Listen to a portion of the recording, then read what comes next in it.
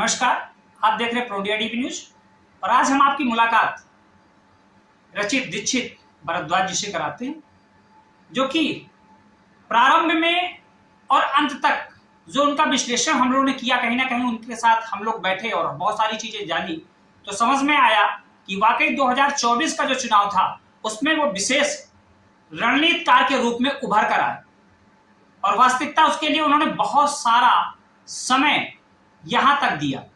और इस समय में उन्होंने चूंकि बहुत सारी चीजें एजुकेशनल से हासिल की, बहुत सारी चीजें उन्होंने पॉलिटिकल हासिल की और बहुत सारी चीजें उन्होंने एडमिनिस्ट्रेशन से भी कहीं ना कहीं हासिल की। 3 टर्म्स में उन्होंने अपनी लाइफ को कहीं ना कहीं डिवाइड किया और तीनों टर्म्स को लेकर अगर हम कहीं पाते हैं तो पाते हैं कि वाकई एक प्रकार से विशेषज्ञ अगर कोई हो सकता है तो कहीं ना कहीं वो आप में भी वो प्रतिभा थी और वो प्रतिभा देश को भी कहीं ना कहीं दिखी। सौभाग्य से अगर उस प्रतिभा का आकलन हम लोग करें तो सीधे सीधे हम लोग चलते हैं पूरी, जहां पर 1952 से आज तक कोई भी पार्टी इस कंडीशन में नहीं रही कि वो वहां जीत सके। वहां पर जाकर रचित जी और उनकी पूरी टीम द्वारा जो एक्सपर्ट थे, वाकई वहां पर जो इतिहास रचा वो अपने आप में 1952 के बाद भारतीय परिदृश्य पर कहीं ना कहीं एक आकलन करने वाला है। वास्तविकता में जो उनकी एजुकेशन रही, उस एजुकेशन में भी उन्होंने बहुत सारे पार्ट्स किए और वो भी एजुकेशन कहीं ना कहीं एक विशेष प्रकार की थी। चाहे वो एजुकेशन हम लोग एजुकेशनल सिम्बाइसिस और एम, वाकई दोनों में जब उन्होंने वर्किंग की और धीरे धीरे जब उनकी वर्किंग की तो उन्होंने फिर एडवोकेट और वाकई वो सुप्रीम कोर्ट में एडवोकेट है। डॉक्टर सुब्रमण्यम स्वामी के साथ उन्होंने बहुत सारा समय स्पेंड किया और जो एक्सपीरियंस उन्होंने गेन किया वो वाकई काबिल तारीफ रहा है।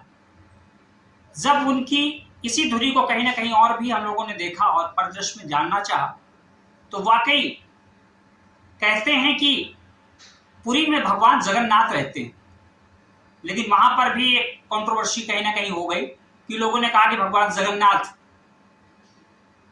मोदी जी के भक्त हैं, लेकिन वास्तविकता में ये शब्द नहीं थे वहां के। वास्तविकता में वहां का जो शब्द था कि मोदी जी भगवान जगन्नाथ के अटूट भक्तों में से एक, और उन्होंने जब लोकसभा में शपथ ग्रहण किया तो जगन्नाथ का ही उद्घोष किया और वो उद्घोष पूरे विश्व ने विश्व पटल पर दी। तो आज हम सीधे सीधे अपनी वार्ता को रचित दीक्षित भारद्वाज जी के पास लेकर चलते हैं और उन्हीं की जुबानी हम लोग ये जानने का प्रयास करते हैं कि इतना लंबा सफर और इस सफल सफर के लिए आज जिस जगह वो पहुंच गए एक विशेष रणनीतिकारों के तौर पर जाने जाते हैं, उन्हीं की जुबानी में जानते हैं कि उन्होंने इस सफर में तय करने में क्या क्या कड़ियां उनके साथ जुड़ी और कैसे कैसे लोग मिले और क्या क्या उनके साथ दिक्कतें भी हुई, वो भी कहीं ना कहीं हम लोग जानने का प्रयास करते हैं। नमस्कार। नमस्कार, जय जगन्नाथ। रचित जी, चूंकि आज बिना पॉलिटिकल, बिना रणनीतिकारों के, बिना एक्सपीरियंस टीम के नहीं किया जा सकता, क्योंकि पहले का चुनाव कुछ और होता था और आज का चुनाव का परिदृश्य ही कुछ और हो गया। और जब से 2014 के बाद तो बिल्कुल ही इसका टेंडेंसी बिल्कुल चेंज हो गई है। तो क्या कहना चाहेंगे और किस तरह से आपने ये सफर सर शुरू किया, दर्शकों को हमारे बताएं। सबसे पहले आपका और आपके सारे दर्शकों का धन्यवाद। सबसे पहले मैं ये चीज बोलना चाहूंगा कि आपने बीच में कई सारी चीजें बोल दी, जिसमें आपने बोला कि पुरी में आज तक ये सीट कभी जीती नहीं गई। इसका मेन जो चीज पॉइंट ये है कि पुरी में आज तक कभी भारतीय जनता पार्टी ने ये सीट कभी नहीं जीती। 1952 के बाद में आज तक कभी भी भारतीय जनता पार्टी ने ये सीट कभी जीती ही नहीं, और ना कि सिर्फ भारतीय जनता पार्टी बल्कि हर वो राइट विंग की पार्टी जो इस भारत में या उस प्रांत में यानी उड़ीसा में मौजूद होती। तो इसलिए ये एक ऐतिहासिक सफलता है बेशक। और इसके लिए तो मैं आपको बहुत बहुत धन्यवाद दूंगा, लेकिन चूंकि वो सीट ऐसी थी कि कहीं ना कहीं उस सीट से मुझे तो नहीं लग रहा था कि भारतीय जनता पार्टी जीतेगी, लेकिन कहीं ना कहीं आपकी रणनीति मुझे वहां दिखी और दिखा कि 1952 के बाद इतना लंबा समय के बाद ऐसा क्या और क्या टीम का बहुत बड़ा रहा होगा, वो कहीं ना कहीं आपके माइंड में होगा।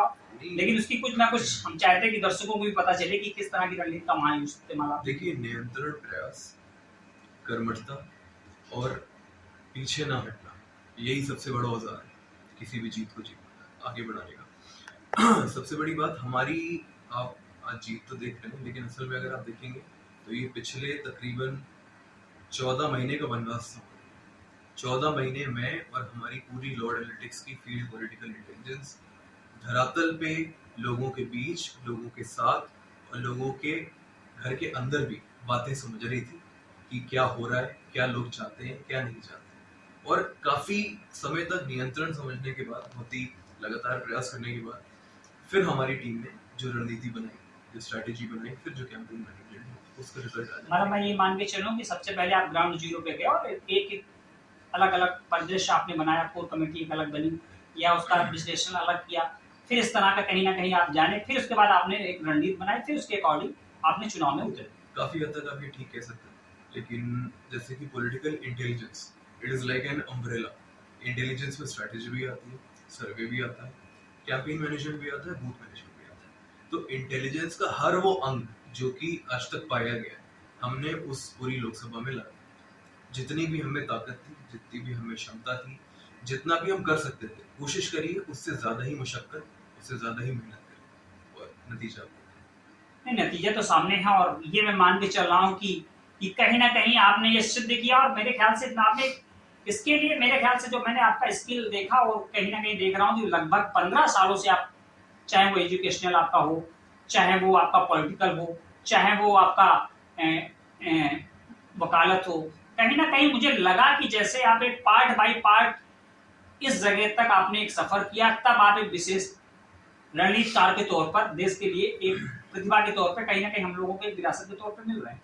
देखिए, रणनीतिकार एक बहुत बड़ा शब्द है, इसको तो मैं बहुत अच्छे से एक्सेप्ट नहीं करता हूँ, बट आपने बोला तो ये मेरे लिए एजाज है और लोग भी मान रहे हैं तो अच्छी बात है। लेकिन मेरी समझ से पॉलिटिकल इंटेलिजेंस जो एक शब्द है, वो बेसिकली ये दर्शाता है कि आप कितनी गहराई में अध्ययन कर सकते हैं। और सेकेंडरी रिसर्च नहीं, रिसर्च दो तरीके की होती है।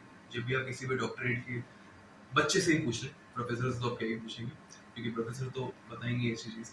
तो दो तरीके की रिसर्चेस होती है, एक होता है प्राइमरी रिसर्च, एक होता है सेकेंडरी रिसर्च। सेकेंडरी रिसर्च आप घर में बैठे गूगल में कुछ भी कर सकते हैं, जो आप बैक एंड में रह के कर सकते हैं। लेकिन प्राइमरी रिसर्च के लिए ना आपको वहां जाके अपनी चप्पलें घिसनी पड़ती है, आपको पसीने निकालवाने पड़ते हैं, आपके शरीर को की चमड़ी को काली करनी पड़ती है, तब जाके आपको थोड़ी वहां पे समझ डेवलप हो पाती है। तो मैं फिर से वही दोहराऊंगा, वो हर प्रयास हमने किया है जो हम उस 14 महीने में कर पाए। 14 महीने में अगर आप मोटे तौर पे देख रहे हैं तो आप एक पूरी लोकसभा देख रहे हैं। मैं इसमें आपको बताना चाहूंगा, आप पूरी लोकसभा ना देखें, आप देखिए कि उसके अंतर्गत 7 विधानसभाएं, तकरीबन 46 यानी 46 मंडल, जिसमें 38 ग्रामीण और 8 के आसपास शहरी। मंडल बेसिकली एक संगठनात्मक इकाई और भारतीय जनता पार्टी। तकरीबन 36 जोन, जिसमें 13 प्रखंड यानी कि 13 ब्लॉक और 313 ग्राम पंचायतें हैं। और अगर आप गांव जानना चाहते हैं, रेवेन्यू विलेज से जोड़ के तकरीबन 2160 के आसपास। और तो ये हमने इन हर पैमाने पे मेहनत करी।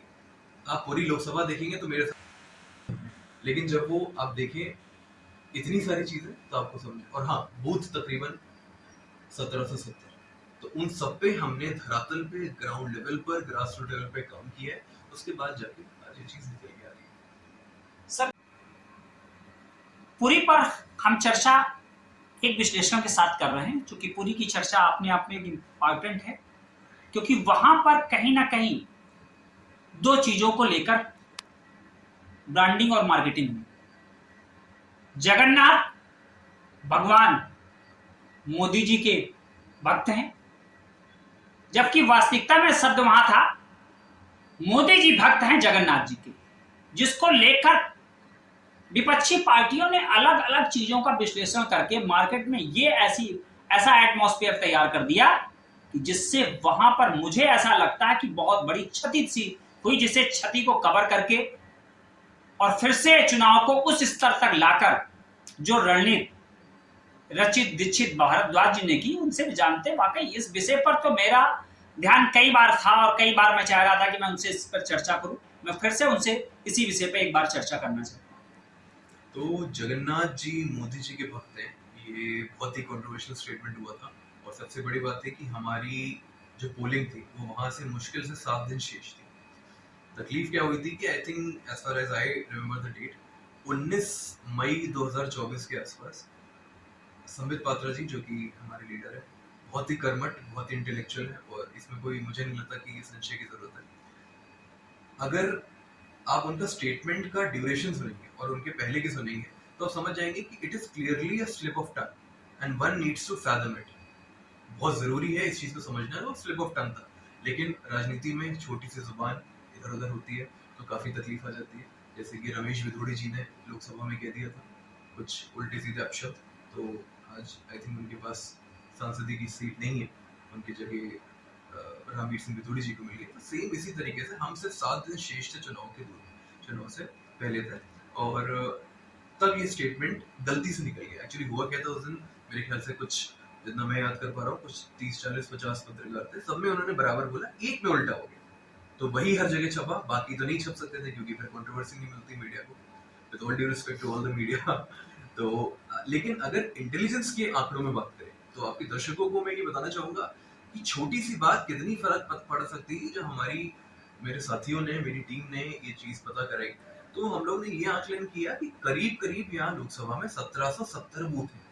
अब 1770 बूथ में ये जो डैमेज आया है वो हाई डैमेज आया था 113 बूथ, एग्जैक्ट 113 बूथ में हाई डैमेज आया था। और एक बूथ पे अगर आप एवरेज वोटर देखें तो तकरीबन 881 के आसपास, यानी कि 113 एक बड़ा आंकड़ा है क्योंकि पिछली बार संबित जी तकरीबन 10,500-11,000 वोट से हार गए थे। तो ये अब की बार हमको लग रहा था कि आखिरी में डेंट क्यों पड़ जाए। मेहनत बड़ी करी है संबित पात्रा जी ने, नो डाउट। उनकी मेहनत, उनकी मुशक्कत एक, मैं मान के चलता हूँ, एक अभय दंगेज जी। फिर हम लोग जैसे साथियों की मेहनत, ऑफ कोर्स हम लोग 14 महीने से लगे अपना घर बार, अपनी चीजें, अपनी परिवार सब छोड़ के, तो कुछ ना कुछ तो मेहनत, कुछ ना कुछ मुशक्कत करी होगी। तो ये मैं कहना चाहूंगा। दूसरी चीज, हाई डैमेज जब आप देख रहे हैं 113 बूथ्स में हुआ और स्लाइट डैमेज यानी कि थोड़ा सा डैमेज करीब करीब 274। तो अगर आप इसको आंकड़ों के जोड़ोगे तो करीब करीब 450 के आसपास जो हम लोग ने बैठाया था, बढ़ते और घटते रहे थे समय के साथ साथ, तो वो इतने में हमारे क्लियरली डेंट आ रहा था। हाई वाला 113 और स्लाइड वाला तकरीबन 200 से 300 के बीच।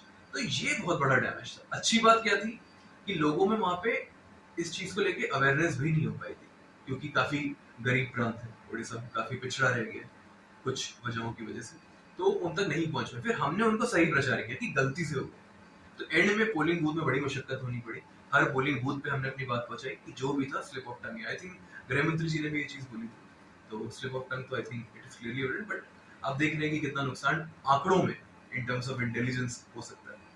तो वो मैं ये मान के चलूं कि अगर एक शब्द भी निकला हमारी सोच और हमारी रणनीति के विपरीत, तो कहीं ना कहीं उसका इफेक्ट हमारी पूरी लाइफ पर भी कहीं ना कहीं पड़ता है। बिल्कुल बिल्कुल, पूरी लाइफ पे ही पड़ सकता है।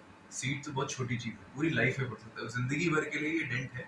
लेकिन लोग समझते हैं, आई थिंक लोगों ने समझा, जब हमने उनको समझाने का प्रयास किया तो लोगों ने समझा कि हाँ ये क्लियरली स्लिप ऑफ टंग है। क्योंकि अगर स्लिप ऑफ टंग नहीं होता तो बाकी 30 या 40 मीडिया वालों ने सही कैसे बोला। तो ये कुछ विपक्ष के लोग उसका दुष्प्रचार कर रहे थे, लेकिन मेरे ख्याल से राजनीति में इससे उभरना चाहिए और इस बारे में इतना बातचीत करनी भी नहीं चाहिए। वाकई एक छोटा सा शब्द जो हमारे मुखार बिंदु से निकलता है वो कहीं ना कहीं हम पर एक प्रभाव डालता है, और इस प्रभाव का खेल दो जगह देखने को मिला और लगभग दोनों लोग कहीं ना कहीं हमारे भी परिचित के थे, चाहे सुमित पात्रा जी हो चाहे वो बिधूड़ी जी हो। वाकई विश्लेषण जब करते हैं तो कभी कभी रणनीतिकारों के लिए ये भी मानना तय हो चुका होता है कि कहीं ना कहीं वो जीत के लिए सुनिश्चित कैसे हो। तो जीत बिना रणनीति के, बिना प्रिपेयर के, क्योंकि दो तरह की हमारा मानना है, एक आपका प्री और एक आपका पोस्ट। तो आपने प्री में जो प्लान किया होगा वो, और जो पोस्ट में प्लान किया वो, और जो एक फाइनल प्लान आया जिससे पूरी तरह आप निश्चिंत रहते हैं, ये सबसे बड़ा एक रणनीतिकार का फैक्टर्स होता है कि वो पहले प्री प्लान में कहां जाएगा, पोस्ट प्लान उसका क्या होगा, और फाइनल डे जो 3 डेज लास्ट होते हैं रणनीतिकार के, वो कितने इंपॉर्टेंट होते हैं हम जानते हैं हर चीज से। पुनः उस विषय सर, कैसे आप लोग सुनिश्चित कर लेते हैं कि वाकई ये जीत तय है, ये सीट तो मैं निकाल ही लूंगा और ये सीट लगभग तय है? सर ग्राउंड लेवल पे, पोलिंग बूथ लेवल पे, हम प्रखंड लेवल पे काम करते हैं। बहुत गहराई से तो मैं आपको दर्शकों को नहीं बता पाऊंगा क्योंकि कुछ चीज़ों के लिए हम भी पाते हैं। लेकिन अगर मुझे मेरी टीम में वो लोग चाहिए होते हैं जो लोगों को समझने की समझ रख पाए, जो लोग समझ रहे हैं वहाँ की चीज़ों को, वहाँ की पॉलिटिकल इंक्लिनेशंस को, वहाँ की कमियों को, वहाँ की क्षतियों को, वहाँ की ज़रूरतों को, उनको जो समझ रहे हैं उनकी समझ को हमें समझने वाले लोग चाहिए। बहुत फर्क नहीं पड़ेगा अगर मेरी टीम में बहुत ज़्यादा एजुकेटेड लोग नहीं हैं, लेकिन अगर उसकी एक बेसिक पॉलिटिकल एक्टिविटी है तो आई थिंक हम एक बेहतर टीम डेवलप कर पाते हैं। और उस बेहतर टीम के माध्यम से हम उस ग्रास रूट लेवल के उस एक पॉलिसी होती है पब्लिक पॉलिसी में एक शब्द है डिसेंट्रलाइजेशन, कि कितनी गहराई से आपने धरातल में उसको इम्प्लीमेंट करा, तो वो हमने कराने की कोशिश करी। और तकरीबन 38 अलग अलग मॉड्यूल्स में 38 अलग अलग मॉड्यूल्स में हमने काम किया पूरे पुरी में 14 महीने में। तो 38 मॉड्यूल भाई साहब बड़े होते हैं, अगर आप उसकी विशेषता में जाएंगे, उसको गहराई में जाएंगे, मैं आपको लिख के दे दूंगा, तकरीबन 38 बहुत बड़े मॉड्यूल थे जो हमने 38 अलग अलग तरीके से मॉड्यूल्स में रिसर्च करी और उसको इम्प्लीमेंट कराने की कोशिश करी। तो उसके बाद उनके माध्यम से जब पोलिंग हो गई हमारी 25 तारीख को, उसके बाद जब श्री संबित पात्रा जी से मुलाकात हुई तो वहाँ पे भी उनके ऑफिस में भी थे और भी संगठन के लोग थे, तो एकदम लिख के आए थे कि वोट शेयर 51 से लेके 54% के बीच ही रहने वाला है, 41 से नीचे गिरेगा नहीं, 54 से ऊपर बढ़ेगा नहीं। और अगेन जगन्नाथ जी की कृपा रही, 52.6 के आसपास वोट शेयर आया, जो कि हमारे आंकड़ों के बिल्कुल बराबर बैठ रहा था। और यहाँ पे अगर आप देखेंगे तो बीजेपी का वोट शेयर, जो इसको हम कहते हैं कोर वोट शेयर, जिसमें अगर हो सकता है पात्रा जी ने लड़े तो कोई और लड़ते, तो कोर वोट शेयर महज और महज 22%। अभी हमने जब 51 लिखा तो उसमें काफी हद तक जो मेहनत रही वो श्री संबित पात्रा की और पूरे संगठन की रही। हम भी एक माध्यम है, लेकिन मेन मैं लीडर्स को श्रेय देना चाहूँगा, खासकर संबित जी को। उन्होंने एक साल बड़ी मेहनत करी और जो उनको सुझाव दिए उन्होंने काफी हद तक हमें इम्प्लीमेंट करने का आदेश भी दिया, हमें अपर हैंड भी दिया कि आप करा सकते हैं, और आप देखिए।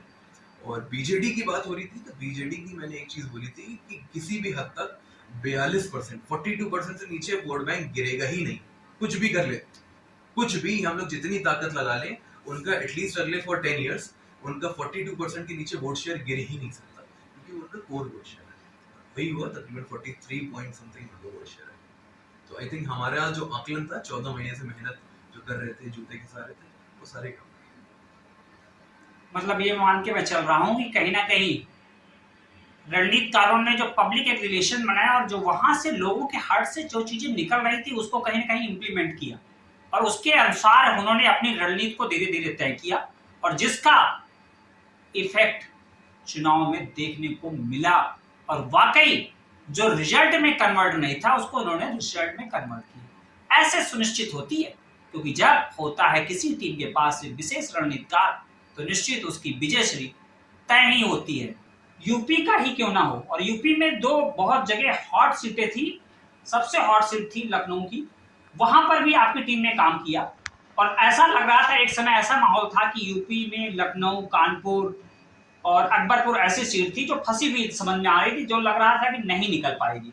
फिर भी यहाँ पर लखनऊ के कारण कानपुर को भी लाभ मिला, अकबरपुर को लाभ मिला। ये कैसा आपने किस तरह का एक रणनीति अपनाई, और किस तरह की, चूंकि एक 400 पार का चल रहा था कि दूसरी टीम दूसरे हिसाब से बात कर रही थी, और उस 400 पार को लेकर दूसरी टीम ने जो रणनीति तय कर रखी थी उसने पब्लिक के सामने दूसरी चीज पेश की, तो ऐसे में कैसे आपने ये चीज संभव कर पाए? देखिए, लखनऊ लोकसभा की अगर बात करी जाए तो अवध में राम लहर की एक राम मंदिर की एक लहर तो थी, नो डाउट, लेकिन अगर आप भी जानते होंगे अगर इतनी अच्छी लहर थी तो देश में संभव क्यों नहीं हो पाया, 400 पार क्यों नहीं आ पाया। तो इसके पीछे अगर आप देखेंगे तो भारतीय जनता पार्टी का मैं एज अ होल बता दे रहा हूँ, फिर मैं लखनऊ लोकसभा पे आ जाऊँ। भारतीय जनता पार्टी ने मेरी समझ से अपना वोट बैंक तो प्रिजर्व कर लिया। लोग कह रहे हैं बहुत पीछे रह गए, ये हो गई, बहुत ज्यादा फर्क नहीं आया, फर्क आया है, इतना फर्क नहीं आया, क्योंकि पिछली बार उनका वोट बैंक तकरीबन 37 पॉइंट कुछ 6-8 के आसपास था, और अभी महज आधा से 1% की ही डिमिनिश हुआ है, केवल आधा से 1% ही गिरा, यानी उन्होंने वो वोट बैंक तकरीबन बचा के रखा है। उनकी जो प्रयास चल रही थी, यानी 2 साल से अगर आप उनके कैंपेन देख लेंगे तो पासमानदा मुसलमानों पे उनका फोकस रहा है, बयानों पे, देखिए कोई बोलता तो नहीं कि आपका फोकस है, लेकिन आपके लीडर्स के बयान से, आपकी योजनाओं से, आपकी प्रेस कॉन्फ्रेंस से काफी कुछ समझ में आ जाता है। तो काफी हद तक उनका जो टारगेट वोटर्स से वो कंसोलिडेट इनकी तरफ नहीं हो पाया, बल्कि जो पश्चिम अगर हिंदी में और साफ भाषा में कहें तो वामपंथ विचारधारा, लेफ्ट विचारधारा के या उसके इंक्लाइन रखने वाली सेंटर लेफ्ट विचारधारा की जो पार्टियां हैं, उन्होंने उसको कंसोलिडेशन कर लिया, जिसकी वजह से इनको एक्चुअली में नुकसान तो मैं नहीं कहूंगा बहुत बड़ा हुआ है, लेकिन सामने वाले ने ज्यादा कर लिया, ये आप कह सकते हैं। जैसे कि कांग्रेस और समाजवाद more of a centre left and left parties, centre left left जो भी आप कह रहे हैं वो पार्टीज है, तो उन्होंने अपना वोट बैंक ये कर लिया। पहले उनका आपस में वोट कट जाता, तो बीजेपी का वोट वही है आज भी, तकरीबन तकरीबन उतना ही है, बहुत ज्यादा उनमें घटोतरी नहीं है। 35 से ऊपर है। करेक्ट। एक मैंने आपको बताया 1% का ही फर्क आया, वो भी 1% भी पूरा नहीं, 0.7 और 0.8 होगा ये भी, अगर आप एक्चुअल में आंकड़ों में देखें तो बहुत ज्यादा नहीं आ पाया।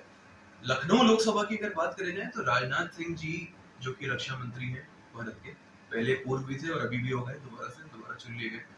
इनकी सीट में कुछ बेशक दिक्कतें आई हैं, क्योंकि आपको पता है वहाँ पे भारतीय जनता पार्टी का जो वोट बैंक नहीं है वो मौजूद है, यानी कि हमारे मुसलमान भाई। तो हमने वो हर प्रयास करिए, तकरीबन मान के चले आप 46 जातियां हमने एनलिस्टेड करी हैं जो हमारी तरफ नहीं आ रही, उनकी क्या कमियां हैं, उनको क्या चाहिए, उनकी क्या मांग है, हम कहाँ से पीछे रह गए उनको पूरा करने में, तो उसके हिसाब से हमने उस पर काम किया। बहुत गहराई से तो मैं आपको नहीं बता पाऊंगा क्योंकि बोलना मुनासिब नहीं, लेकिन मोटे तौर पे आपके दर्शक समझ रहे हो ये किस तरीके से हम बात करना चाहते सर एक चीज़ और निकल आ रही है कि यहाँ पर जो इलेक्शंस हुआ यूपी में, और यूपी में चूंकि काफ़ी बीजेपी को लॉस भी हुआ, और लॉस तो मुझे भी कहीं ना कहीं आंकड़ों में दिखा कि कैंडिडेट वही रिपीट थे जो कभी ग्राउंड जीरो पर गए नहीं। लगभग 30-35 सीटें ऐसी थी जो मेरे आकलन में थी, क्योंकि हम लोग भी जब अपनी पत्रकारिता के माध्यम से वहाँ पर पहुंचे और लोगों को देखा तो वहाँ नहीं चाह रहे थे कि ये कैंडिडेट को मिले जी। तो इस पर आपका क्या एक परिदृश्य है, क्या माइंड में है, क्या किस तरह है कि वाकई कैंडिडेट यहाँ बदलने चाहिए थे, या यहाँ पर लोग के दिमाग में था कि उनके प्रति एक था द्वेष था, या दिमाग में उनके अंदर एक द्वंद्व चल रहा था कि ये कैंडिडेट हटे किसी ना किसी तरह, और लोगों ने उसके खिलाफ वोटिंग की? देखिए, as a political consultant as well as a political executive, हमारी जो स्पेशलाइजेशन है वो है कि हर वो पैमाना, हर वो आधार दिखाना कि यहाँ पे टिकट मिले या ना मिले उसकी वजह, जिसको हम लोग अंग्रेजी में कहते हैं रैशनल। तो हमारा काम है उनको सजेस्ट करना, और अगर उनकी हामी आ गई तो उसको ग्राउंड लेवल पर एग्जीक्यूट करवाना। तो आप ये समझ सकते हैं कि कुछ सजेशंस गए होंगे ना मेरी तरफ से तो हमारे जैसे लोगों की तरफ से, और वो बात हो सकता है आला कमान को सही नहीं लगी होगी, लेकिन रिजल्ट के हिसाब से फिर आप देखिए होंगे क्या। तो आई थिंक मैं कोई भी टिप्पणी नहीं करना चाहता हूँ भारतीय जनता पार्टी के आला कमान का निर्णय, वो अपनी कोर टीम में जुड़ सकते हैं। 2024 का चुनाव सर लगभग समापन की ओर हो चुका था, पर समापन के बाद भी ये आंकड़े लगाए जा रहे थे कि हो सकता है कि भाजपा की जो कंडीशन हो 272 के आसपास होगी, लेकिन ऐसी कंडीशन नहीं निकली। टोटल वन टीम 240 और उधर दूसरी अपोजिट पूरी मिलाकर 240 के आसपास नहीं पहुंची। और जो इस समय सरकार बनी हुई है उस सरकार के बारे में क्या करेगी? ये सरकार स्थिरता की तरफ जा रही है या अस्थिर की रही? क्योंकि कभी न कभी ऐसा होता है कि कई लोगों की, क्योंकि अटल जी ने भी ऐसा प्रयास किया था, उसमें वो सफल नहीं हुए थे, तो क्या मान के चल रहा हूँ? मेरी समझ से नो डाउट सरकार में बैसाखियां जुड़ी, लेकिन ये पूर्ण तरीके से बैसाखियों में चलने वाली सरकार नहीं है। भाजपा के खुद के कदम बड़े मजबूत हैं, यानी सीटें बड़ी मजबूत हैं, और आगे आने वाले स्टेट इलेक्शंस में भारतीय जनता पार्टी अब वो हर कमी जो अधूरी रह गई थी उसको पूरी करने में लगी थी, और ये सरकार बिल्कुल नहीं टूटने वाली। मेरी समझ से 2029 से पहले चुनाव नहीं होने चाहिए इस देश में। सर बिल्कुल लास्ट क्वेश्चन की तरफ हम लोग बढ़ रहा है, और चूंकि आपने अपनी एक कंपनी भी डाल रखी है जो लॉर्ड्स के नाम से जाने, थोड़ा उसके बारे में बताइए, कैसे इसका नाम लॉर्ड्स पड़ा और किस तरह से क्या इसमें कम्बिनेशन किया, और क्या जो आपकी टीम है उसका स्किल किस तरह का है? Okay, so the company's name is, should I speak English? Is that fine? So the company's name is Lord Analytics India, and it was being founded in 2019. 2019 में उसको स्थापित किया गया था। उसके बाद से कई सारे चुनाव हमने करवाए हैं, करे हैं, और अगर पिछले एक साल की ही बात करी जाए तो 3 बड़े चुनाव हमारी कंपनी ने करे हैं, और जगन्नाथ जी की कृपा रही कि 100% स्ट्राइक रेट हमारा भी रहा उस चीज़ में पिछले एक साल में। और उसमें जैसे आपने भी जस्ट बोला, पूरी धाम लोकसभा जो कि 1952 में आज तक नहीं जीती गई थी, वो लखनऊ लोकसभा, और हमारे राजस्थान में प्रचंड बीजेपी की लहर में हमने कांग्रेस को सीट जीती। नागौर की जो सीट थी वो भी अपने आप में कहीं ट्रिपल थी राजस्थान में। तो चूंकि वो सीट भी जब आपने लिखी तभी तो मैंने एक वर्ड आपको जानबूझ के कहा, भले आपने मेरे वर्ड को थोड़ा सा कहीं ना एक प्रेस दिया कि रणनीति का नहीं, क्योंकि नागौर की सीट को मैं मान के चल रहा था कि वो पूरी तरह बीजेपी के पक्ष में थी, लेकिन वो कुल मिला के आपने कांग्रेस के पक्ष में की। वहां की रणनीति से मुझे समझ में आया कि निश्चित मुझे अब ये वर्ड के लिए, रचित जी के लिए तो मुझे यूज करना चाहिए। ये सबसे अच्छी बात है कि आपका शोध बहुत अच्छा है, तो आई थिंक आपके दर्शक ये चीज़ जानते ही होंगे, लेकिन आपने काफ़ी गहराई से इस चीज़ का अध्ययन किया है। तो नागौर के बारे में अगर बात करें जाए तो 2023 में नवंबर के समय में जो ये चुनाव हुआ है, पहली बात तो हमें ये समझना पड़ेगा कि ये चुनाव प्रीपोन कराया गया। ये 8 दिसंबर को होना था, 25 नवंबर के आसपास हुआ। और ये जो सीट थी ये 2003 से, जितना as far as I remember the data, 2003 से लगातार भारतीय जनता पार्टी की सीट हो थी, लगातार उसमें भारतीय जनता पार्टी जीत कर रही थी। अगर आप हिंदी की भाषा में करें तो ये परंपरागत सीट हो गई थी। लेकिन अब की बार हरेंद्र मिर्धा जी, जो कि पिछले 3 से 4 चुनाव हार चुके थे, तो उन्होंने हम पे भरोसा किया और हमने उनको, ये आई थिंक उनका चौथा या 5वां चुनाव है, जो हालांकि वो बहुत बड़े लीडर हैं। Mirza family is a very great family. कुछ कमियां रह जा रही थी कुछ कार्यकर्ताओं की तरफ से, उनकी तरफ से, लेकिन उन्होंने हम पे भरोसा जताया और आपकी बात नतीजे में भी जीत कर दिया। उसमें सबसे बड़ी बात क्या थी कि एक विधानसभा को भी हमने इतने डिटेलिंग में, वहाँ पे भी हमारी FBI टीम ही लगी थी, फील्ड पॉलिटिकल इंटेलिजेंस, वहाँ पे हमने इतनी बारीकी से किया कि हमने एक विधानसभा को सबसे पहले 7 अलग अलग जोन में बांट रखा था। ये जोन्स एडमिनिस्ट्रेटिव भी नहीं, ये जोन्स हमने अपनी इकाइयों और जातिगत समीकरण के हिसाब से बांट रखा था। 7 अलग हिस्सों में जाके हमने उसको बांटा और फिर हमने उस पर जाके रिलेटिवली वर्क किया और जितना बेस्ट पॉसिबल हो पाया हमने वहाँ पे करा। और सबसे बड़ी बात है, पार्टी की जो हमारे प्रत्याशी थे वहाँ पे उनके सुपुत्र श्री रघुवेंद्र मिर्धा, सबसे बड़ी बात है कि उन्होंने हम पे भरोसा जताया और अपनी पार्टी की जो मशीनरी है, जो अपने विधानसभा की जो मशीनरी है, पार्टी तो बहुत बड़ा स्टेट में होगी, विधानसभा की जो मशीनरी है, उन्होंने हम पे भरोसा किया कि ये उसको ठीक से बना पाएंगे, डेवलप कर पाएंगे या चला पाएंगे, और वो काम आया। और जब हुआ था तो तकरीबन लिख के आए थे कि तकरीबन 6-6,500 से प्लस में जीत में रहेंगे और जगन्नाथ जी की कृपा रही, 11,500 से जीत। हमारे दर्शकों को अंत में क्या कहना चाहेंगे सर? अंत में बस ये कहना चाहूंगा थोड़े कि मेहनत इतनी शांति से करो कि सफलता शोर हो जाए। सफलता का पैमान और पैमाना तभी तय हो सकता है जब उसके साथ आपकी कार्यशैली, आपका शिष्टाचार, आपका विश्लेषण और ग्राउंड जीरो पर जब जाएंगे और एक एक चीजों को आप आकलन करके उनके खांचों के साथ सेट करेंगे, तभी आप तय कर पाएंगे। वास्तविकता में हमने पाया कि रचित जी ने अलग अलग ढंग से अलग अलग आकलन किया, चाहे वो बीजेपी को लेकर हो, चाहे वो कांग्रेस को लेकर, चाहे वो पुरी का चुनाव हो, चाहे वो नागौर का चुनाव हो। नागौर में परंपरागत सीट बीजेपी के पक्ष में थी, लेकिन वहां पर रणनीतिकारों ने ऐसी रणनीति तय की कि वो सीट कांग्रेस के पक्ष में चली गई। और वही कहानी पुरी में भी 1952 से बीजेपी और बीजेपी के अलावा और अन्य जो दूसरे दल थे, उन्होंने भी वहां पर अपनी कभी पैठ नहीं बनाई थी और वहां पर भी आपने सिद्ध किया। ठीक उसी का अपोजिट यूपी, जहां पर एक ऐसा एटमॉस्फेयर बन चुका था जहां पर लखनऊ की सीट भी बड़ी इंपॉर्टेंट थी और उस सीट को भी आपने वाकई विजय श्री में तय किया। तो वास्तविकता में कह सकता हूं कि रचित दीक्षित भारद्वाज जी ने वाकई रच दिया है और सिद्ध किया कि रणनीति और टीम साथ देगी तो निश्चित हम असंभव को भी संभव बना सकते हैं। बने रहे प्रो इंडिया टीवी न्यूज के साथ। धन्यवाद।